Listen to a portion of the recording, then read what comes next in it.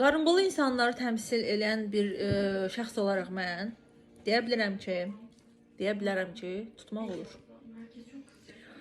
Çünki nəfs deyilən bir şey var və o nəfsə sahib çıxmaq deyən bir şey var.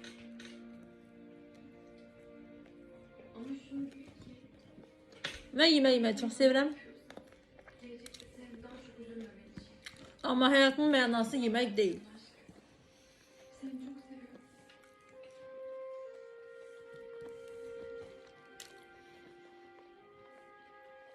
İradəm də var, səbrim də var. Hər şey əladır.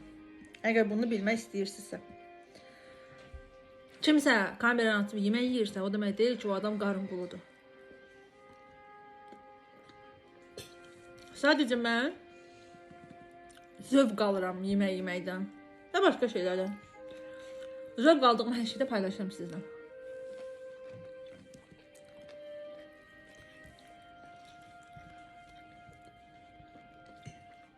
Hər şey əladır.